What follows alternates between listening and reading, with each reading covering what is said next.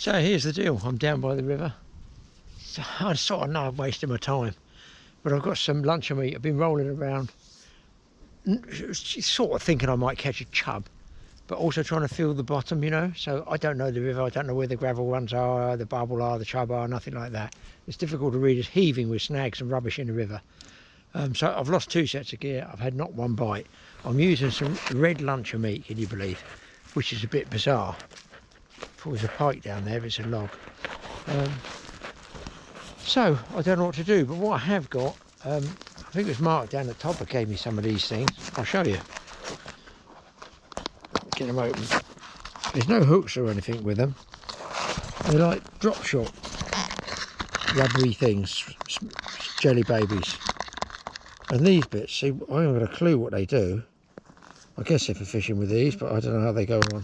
So I've put one of those on. I've taken my luncheon meat off. Just put the name out of that. We don't want any blatant plugs in there.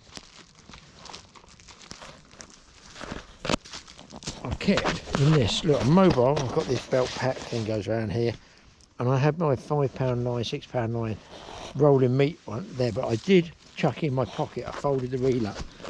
Got some heavy line just in case.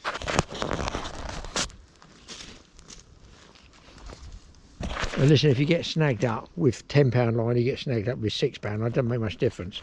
What I've got there is a shad straight onto £15 line with a treble A shot, and I'm going to twitch that around, hoping I might salvage something here with a perch. I mean, look, river looks lovely, doesn't it? But it's just racked out with weed, and if you're regular local, you know where to fish. I don't. I've not even known the river for more than a few months, really.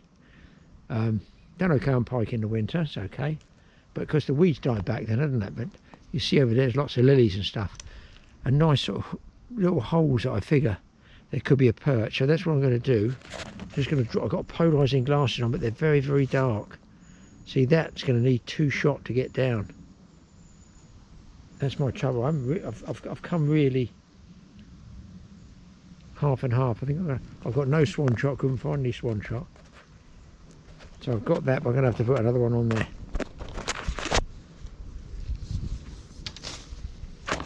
Just need some extra weight with this.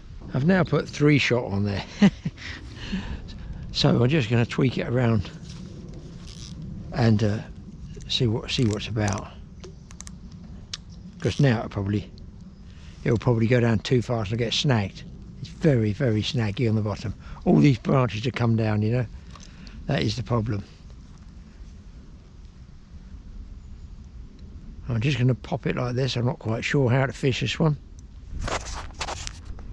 You'd think there'd be chub, and a chub, you know, a decent sized chub would probably grab that as well. But it's a perch or something. It would be nice to salvage a little afternoon trip. Oh, I can see it under the water now.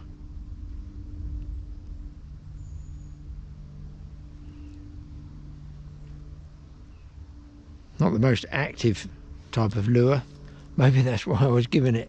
Let's have a good whack down the river there. Oh, now I can see a bit of stream of weed in there, which is what I was rolling the pieces of meat and getting snagged up in. A lot of the time with this, they just fish it on the spot almost with a sort of drop shot rig. But I get really bored drop shotting because it's just standing there jiggling in one spot, and it's not for me really. I like to be moving through the water and fish a shad. It's a shame I didn't bring some rubber shads with me.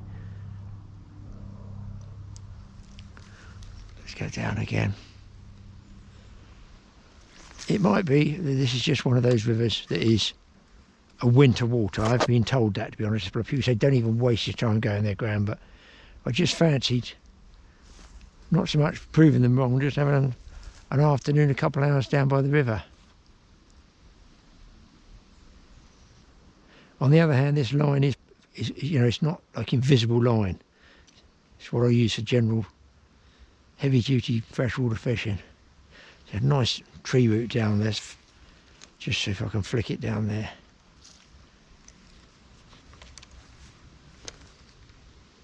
Ah, I can see the lure now. Just bringing it right past the front of that sawn off or fallen in broken tree root. If I was a perch, I'd be down there.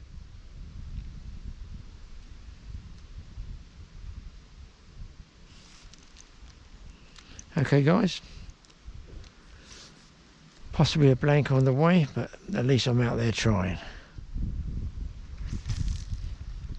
And being thick line doesn't cast well at all.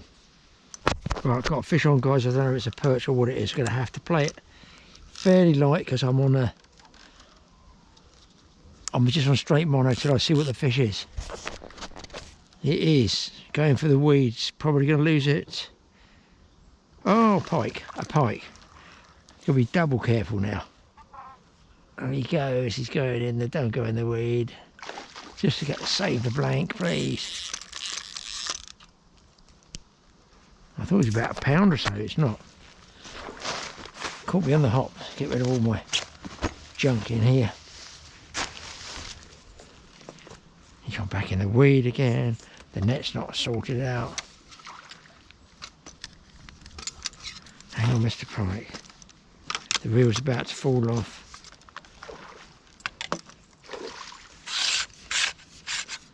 Right, we might have a chance. Might have a chance. Oh, it's nice. No, it's all right actually.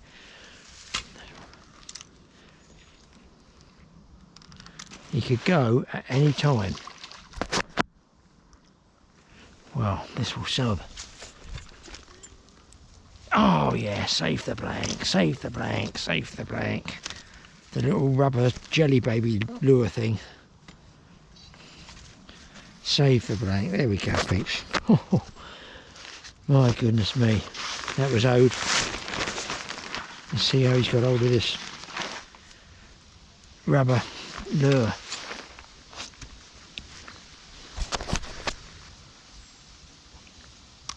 He's out. That's all the lure was. And there, folks,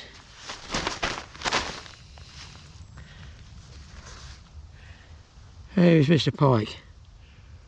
Well, result there. Come on, Buzz, get you back. Well, well, well. Well, if there's pike about, there might be a chance of a perch. There he goes. That was a lot of casting for one fish. I have to say, it all looks very, very, very pikey here. Predator paradise, you'd think, with all this junk and rubbish. But it doesn't appear it's quite heaving with fish.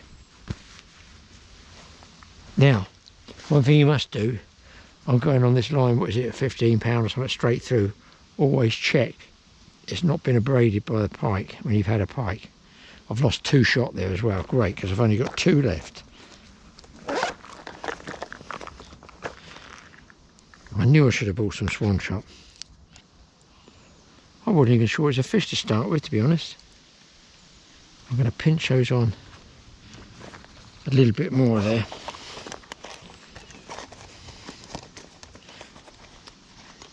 It's purely because I haven't got any more. Never do it so hard you fracture the line. Well, throw out again. That was just jiggling it in, to be honest, you know.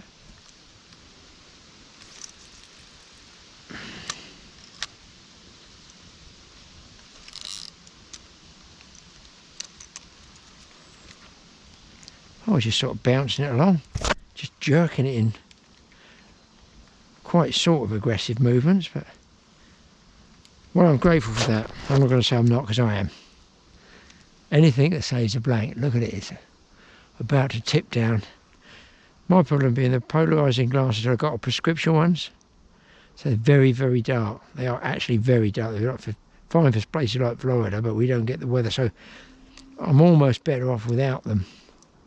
But it's just I might be able to see snags like this, you know, weed beds, and avoid them. See darker holes. How see this swim looks. Watch out where the bank finishes, Graeme. This looks really much more pacey through there. But I can see where puddles and grasses, you'd think this would be chub, and it possibly is, but it's just impossible to fish because of all the weeds in there.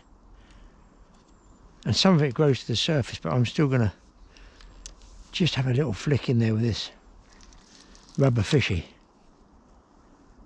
It's very often a pike will lay underneath that stream of weed.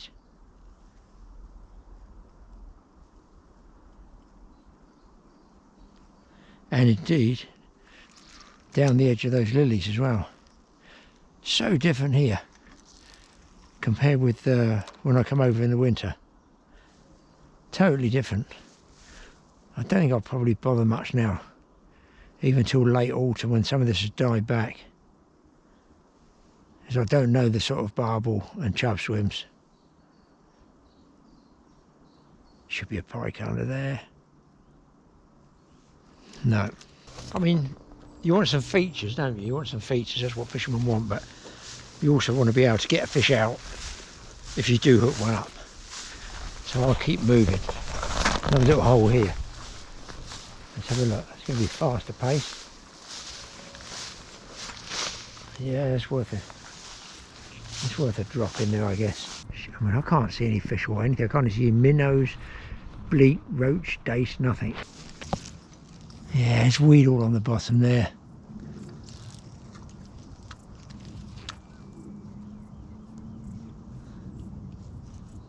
Nice pace, but it's just too much weed. I don't know what's up there. Better have a one flick.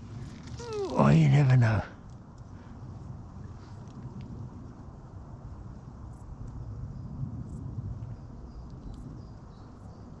Nothing. Let's move on. It's best to be immobile like this. I just got a net, a mat, a fishing belt full of stuff, and that's it.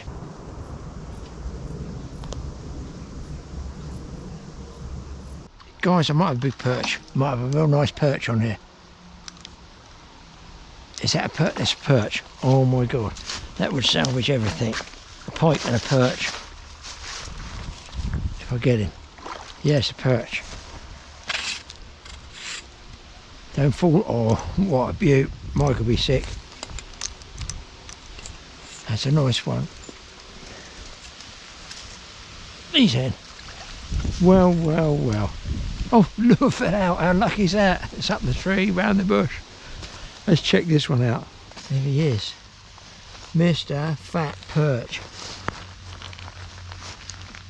Bit of grass on him there. Wow. Is that made up for everything? All that casting and casting and casting, a target species achieved. Look at the colours in that. That is in good condition, that one. Wowee. Well pleased.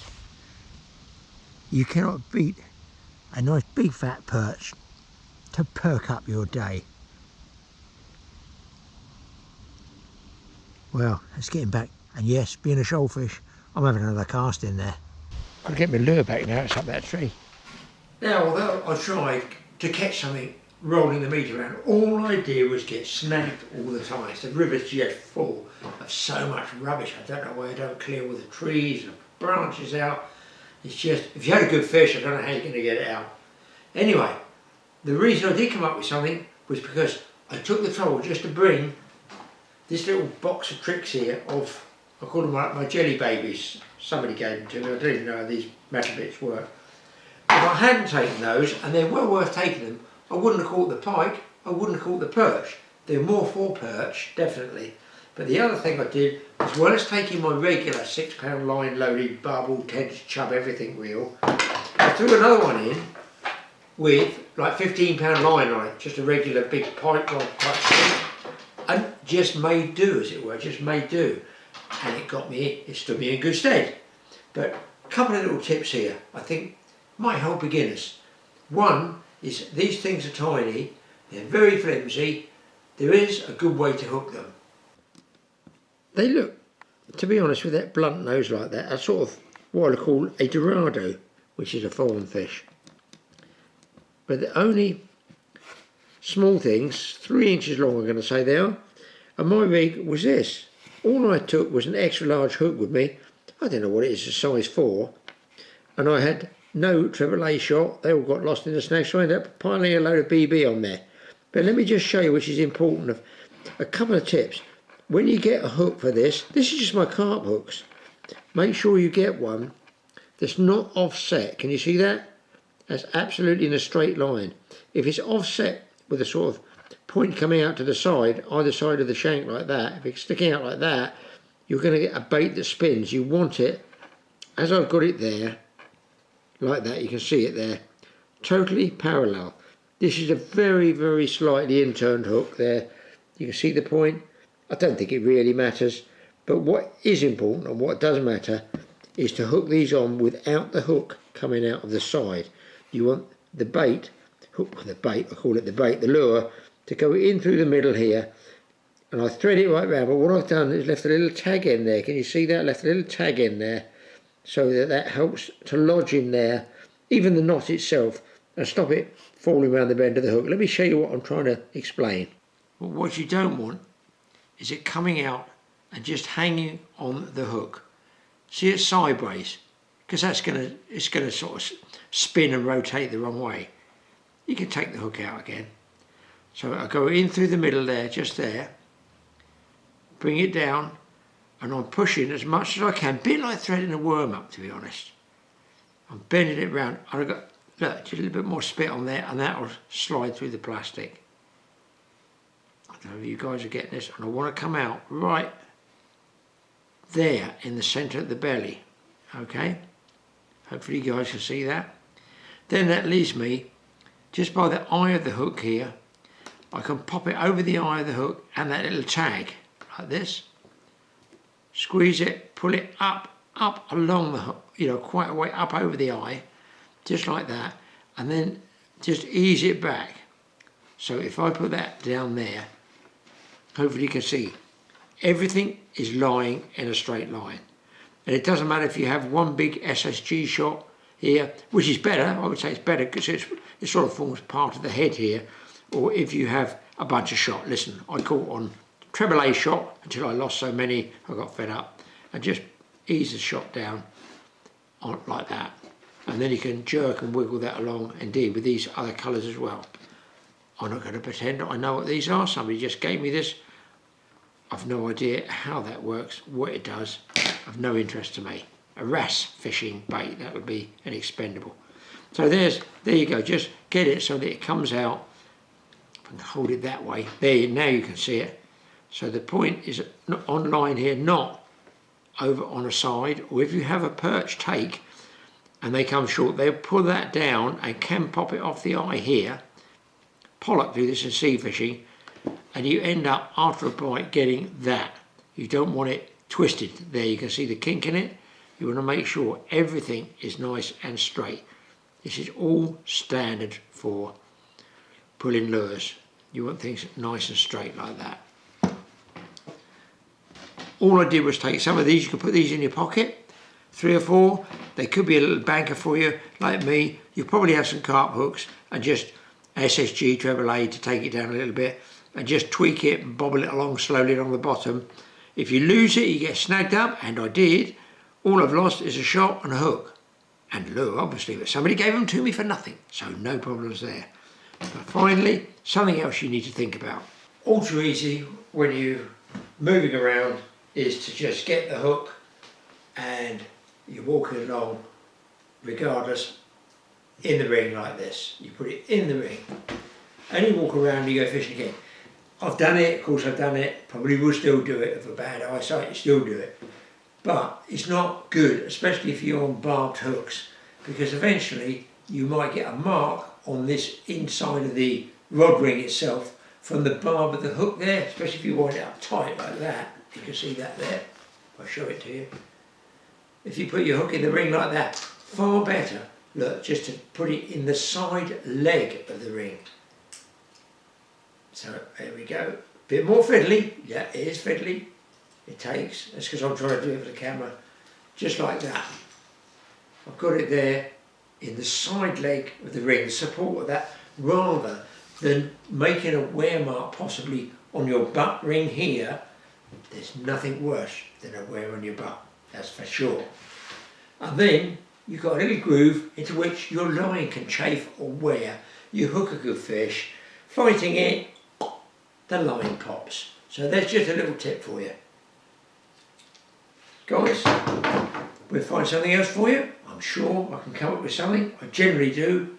I'm going to definitely keep these rubber lures that guy gave me. I don't even know what it was he gave me. I think it's Mark and Thomas said, try those, Graeme, for perch. Well, I did in fact get the perch. And listen, I've got a bonus pike as well. But don't do it on a 6 pound line. Do it on 15 or something like that, in case you get a pike. It's just a backup. If I hadn't had them, I would have probably had a blank.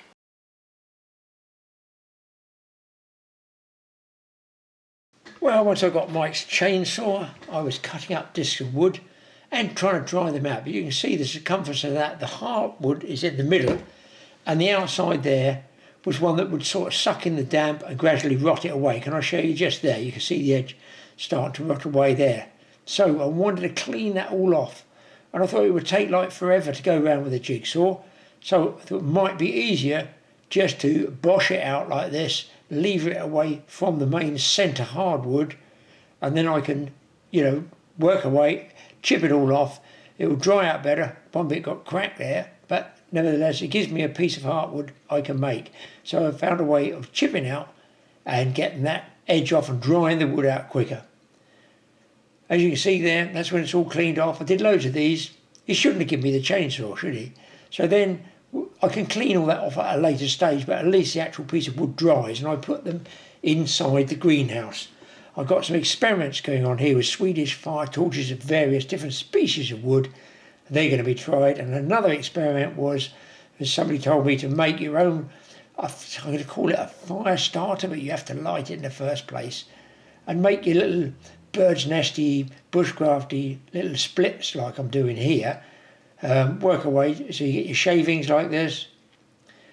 Just trim it all down. Now this was just told, sent to me by somebody else, and they said when you get to that stage you can make really good firelighters that burn for a long time, but you want to coat them in candle wax, which I found peculiar, but me being me, I've got to do it. So by using a tin there, I thought, shall I collect or let it drip all over the floor?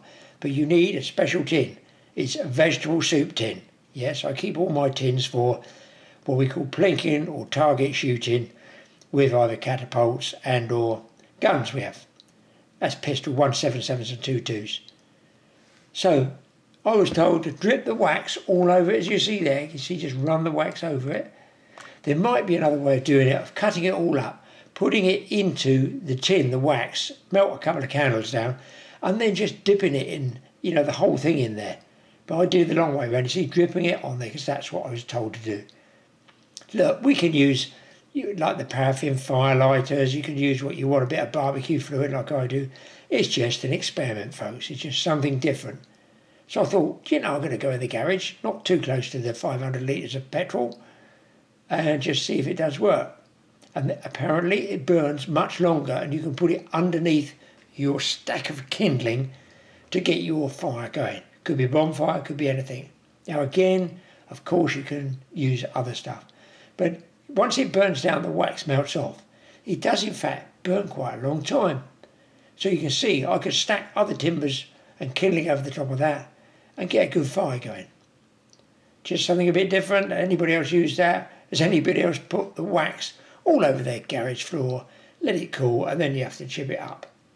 But see how long it's burning for? Ages. So I've learned something there. I'll probably still use paraffin lighters though.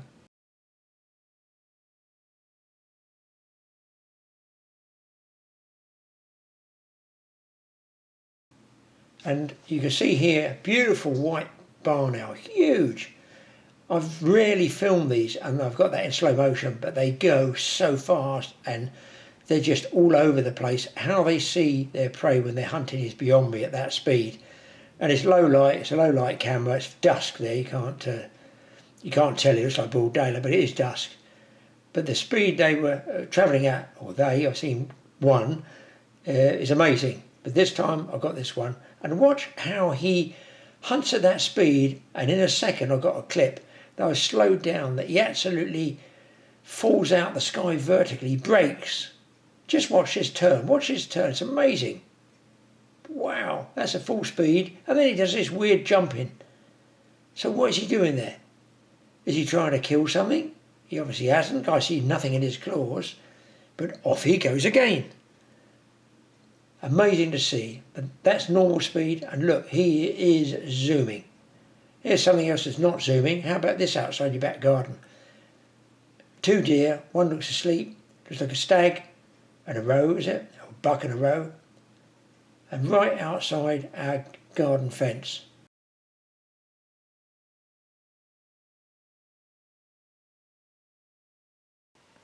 Okay, Graeme. So yeah, if you're going to be doing some shore spinning this summer, this is maybe a product that you haven't seen before. It's fairly new, once again from the French fish team. This is their new Hypno Spoon. Okay, it's a unique metal casting lure. Once again, fabulous quality throughout. They do them in a variety of colours and sizes. 40 gram being the largest one, down to a 10 gram. And they've got about half a different colours, mostly natural like this. They come with a side-mounted hook. That's unusual in itself. It's unusual, yeah. It's a unique concept that fish have come up with. When this lure hits the bottom, the hook floats up, so you get less snag ups. Okay, it's a wire through product. Is that reason for the feather there? It's one. I think it's a double jointed reason, Graeme. Obviously, feather an additional attractant, but it does make the hook float up like that as well. Fabulous packaging. They've got a fabulous undulating action in the water. Okay, on the drop, they do go down. They're called Hypno Spoons. I guess they're supposed to hypnotise the fish, but they really do work. We didn't think they were going to be as popular as they are, but we sell a hell of a lot of them, and one of the reasons is the quality is just out of this world. There's a lot of metals out there, similar sorts of things, but nobody seems to get it quite as right as fish. And yeah, we're just chuffed to bits to have these things in the range. It's another metal casting lure, but it's got some unique features. Such as the side-mounted hook, such as the action that it's got, and the finish is quite frankly out of this world. So if you were fishing off the rocks, let's say deep water rocks, headlands, shore fishing, walking along, searching, you could let that flutter down. Would it have a sort of flutter action? You might get hit down and then work it back in sort of jigs. You wouldn't work it with a constant speed, or would you? I don't know. It works both ways, Graeme. You know, you can either bring it in and let it drop, and then it will flutter down to the bottom, or you can jig it like that and it will undulate on its way back up. You can fish it all sorts of ways. It's one of those products where the more you use it, the more you learn about it. Different situations. It's quite a unique metal lure, and it's one of those things that you've got to put some time in to get the best out of it. But that's fishing, isn't it? Generally. Exactly, and no treble hooks, so hopefully you don't lose them. Exactly. You know, you've got just one hook there. You've just got one hook. They've put it side mounted. I quite like the fact of that, because as we know, trebles on the back, they catch everything, including the weed, the bottom, you know, that sort of thing. This isn't like that. They've gone away from that general standard. And also, if we get more, I'm going to say, conservation minded. Not everybody's going slaughtering the bass. No. So people do like to return the bass. Yeah. And if you get one that's stapled together with a treble hook, it can be a nightmare to get out. And then the treble hook goes in the mesh of the net. Yeah. So to me, these single hooks like that have got to be a godsend for anglers who want to return their fish. That's the way a lot of angling is going these days, Graeme. And one of the fish catchwords is fish and release. Okay, so a lot of anglers, myself included, you know, we love to go fishing, we love to pull in the bass, nearly everything goes back in alive, and as you quite rightly pointed out, if you're not farting around with a treble hook that something's got, you know, halfway down its gullet, these things are a lot easier to get out, they do less damage, and they don't foul hook everything else in sight either. Okay, Graeme, so yeah, once again, one of the things that makes these lures stand out from your cheap Chinese copies and a lot of the other stuff out there is, quite frankly, the quality of the finish. You can see on this green mackerel back there, that looks just like a mackerel. Fish quality all the way through, whether it's your stainless splits, your great inline hook, but the fish, the paint quality finish on these Hypno spoons is head and shoulders above pretty much anything else we've seen. Whether it's your green Mackerel version there, or if we go to the blue one, if you just see the quality of that there. And this is under these fluorescent strip lights. If you take it outside under the sun, it goes up another notch. It really does. The stuff sells itself. It's top dollar, okay, but it's worth it, because if you're out there, you want to be fishing with the best. And these fish Hypno spoons, they're as good as it gets.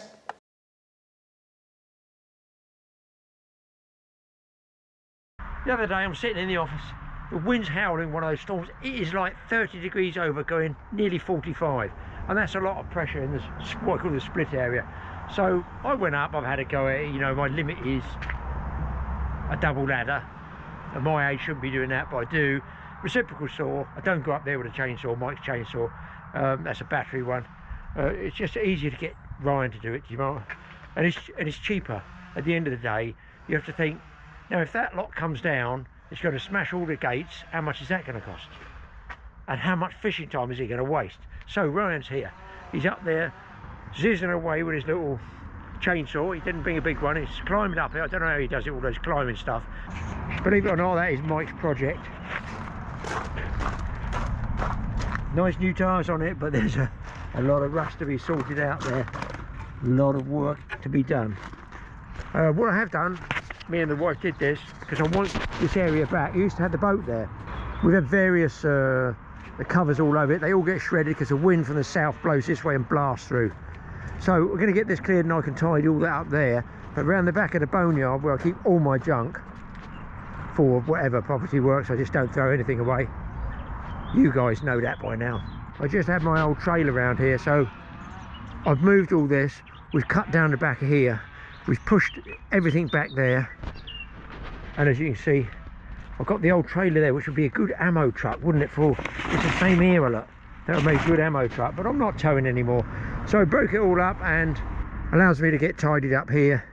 All the rubble and stuff like that I put in here. So I'm hoping we can get it parked in here. He's got shelter from this, shelter from that. Not so much wind here, leaves on it, but at the end of the day, it's out the way. And I've got this, because it's very high. I was going to throw it away. It's actually holding the shed up at the moment. I'll leave that open there for him so he can get up on the roof to cover it and uncover it. But it does remain to be seen whether it's even going to start. It's not even been started for about 6 months. Amazing how quickly it can be done with Ryan there. It's just ridiculous. Oh, a nice big hole in the sky, and I can see how he nips it down, starts from the top, ropes it from the top as well for safety. You see him in other films he put up where he's done all the work for us.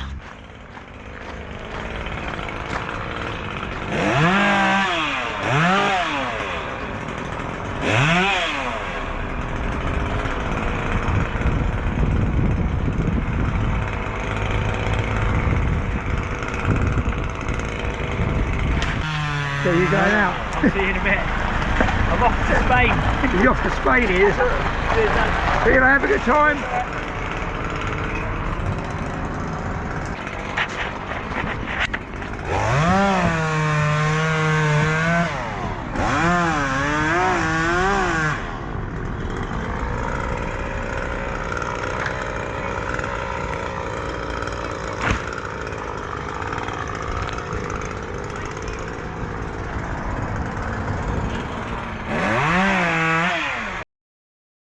You can just see the angle there, look, leaning out. That's without the wind. So there's the vertical.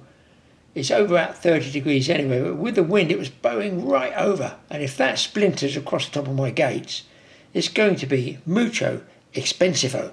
And that's what I thought. It may be indeed. I've had to go with a double ladder, don't worry.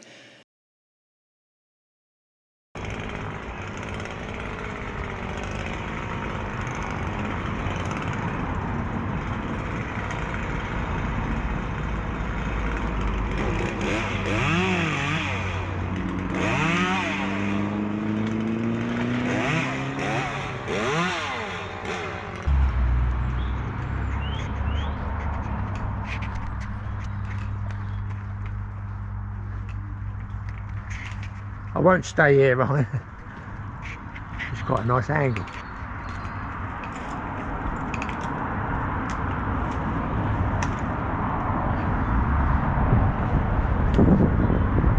So Ryan, tell us a little bit about horse chestnuts and grains and woods. Am I going to be able to burn it on the log burner? You can do. It's quite a soft hardwood. The grain structure in it is sort of more sort of pulpy rather than the sort of the rings and sort of the linear that you're used to in sort of wood. Yeah. But sort of splitting it up and sort of drying it out when it's green is preferable. And you can mix it in with all of your other woods. It's not the best to burn, but it will mix in, and as long as you're not just burning solely horse chestnut, then there should be no problem with it. Year and a half, 2 years up the road, so it dry it all out? Yeah, I would have thought, yeah. It's quite, where it's sort of quite dense, it dries out quite quickly. Oh, really? And you'll be surprised at how little it weighs. When you pick is a that log right? up, it'll be almost like paper in your hand. Is there quite a lot of moisture in that At tree the or moment such? there will be, yeah. So when they're sort of green and so on, they're very, very rich in moisture. So did I do the right thing calling you out? Because one of those boughs did look like it had a split in it or disease, because they get some sort of canker or something on it. Where you'd noticed the crack in the bark, or cracking all on the back, that tends to be one of the first signs of things that fail. Oh, is it? And with horse chestnut, there's a sort of a common occurrence which is called summer limb drop. Oh, really? So it tends to just drop off big boughs, and it's just their way of distributing their seed and so on, lightening the crown and that sort of thing. So it's probably better to be proactive with it rather than sort of well, I just think it's going to go through my gates now. A, I can't get out and go fishing. Yeah. B, it's definitely going to cost me that if it goes through the bloody gates. Yeah, you don't want that. Oh, I appreciate that, getting that down for us, and we hope we don't call you again, but I know we will. I know we will. There's always something to Well, do. I'm looking at the angle on the old eucalyptus that you did before. You took the top off it, and every time the wind comes at a storm, I think, oh my God, it's coming through the house. Yeah, let's hope that that's not something that happens. Fingers crossed. Thanks for that anyway, Ryan. No worries. You can see by the heap of sawdust there that I have been working at the sawmill, as it were, and nothing gets wasted here. In here, I've got a store with, like, let's say a year or so old logs there. On the right would be a year and a half old, so they will be burnt this coming winter. And I'll split those all up manually with a log splitting maul. And the horse chestnut is there, already logged. And don't forget, it's only a branch, wasn't a whole tree, but look how much I've got. I put a pallet there, and that pallet gives some air circulation underneath. That's why I'm using pallets, having tried them on the floor before, and the bottom ones soak up damp, so pallets are good. And there's a couple of bikes matching his and hers. Good old collector's rallies bikes. Probably need punctures done, but I've got to get rid of those. So there you go, folks.